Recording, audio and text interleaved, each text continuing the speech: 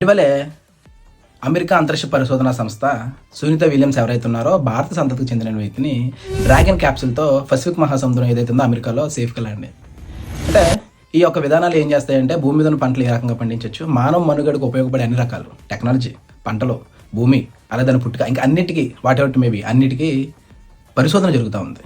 అయితే ప్రస్తుతం 2025 సంవత్సరంలో ఈ పరిశోధన చేస్తే మనం 1994లోనే క్రయోజిక్ ఇంజిన్ అని ఎవరైతే నమ్మినారన్నాడో కేరళకు సంబంధించిన భారతదేశస్తుడు అనేక ప్రయోగాలు చేశారు.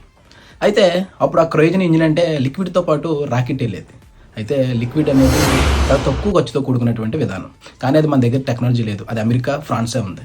అయితే అమెరికాని అడిగితే అమెరికా 950 కోట్లు అడిగింది, అలాగే ఫ్రాన్స్ని అడిగితే 350 కోట్లు అడిగింది. అంత అమౌంట్ మన ఇస్రో ఇచ్చుకున్నంత పరిస్థితి కాదు. అయితే ఆల్రెడీ గతంలో అక్కడ చదువుకొని అక్కడ పనిచేసినటువంటి ఎవరైతే నమ్మినారాయణ అన్నాడో ఆ నమ్మినారాయణ ఆ ఫ్రాన్స్కు సంబంధించిన సైంటిస్టులు మాట్లాడితే తక్కువకి ఇవ్వడం జరిగింది. అయితే ఎంతో కష్టపడి అతి తక్కువ ఖర్చుతోనే భారతదేశం నుంచి రాకెట్లు ప్రయోగం చేద్దాం అనుకున్న అతన్ని అనేక కారణాలతో లేనిపోయిన ఆరోపణలు చేస్తూ వివిధ దేశాల కుట్రలతో అతను ద్రోహి, పాకిస్తాన్తో చేతులు కలిపి ఈ క్రయోజిక్ ఇంజిన్కి సంబంధించిన పత్రాలు ఉన్నాయని అతన్ని అరెస్ట్ చేసి సెంట్రల్ జైల్లో పెట్టింది. కొన్ని సంవత్సరాల పాటు విచారణ జరిగింది. అతను ఏ తప్పు లేదని తేల్చడం జరిగింది. అంటే ఒక పక్కన అమెరికా ఆ రకంగా ముందుకెళ్తుంటే భారతదేశంలో ప్రయత్నం చేద్దాం, భారతదేశంలో ఏదో చేద్దాం వ్యక్తులు మాత్రం ఈ రకంగా ఇబ్బందులకు గురి చేయడం. ఒక పక్క ఏమో టెక్నాలజీ ఇతర దేశాలు ముందుకెళ్ళిపోతే మన భారతదేశం ఏమో ఆవుదూడ లేకపోతే గోమూత్రం ఈ రకమైన విధానాలతో ముందుకెళ్తుంది.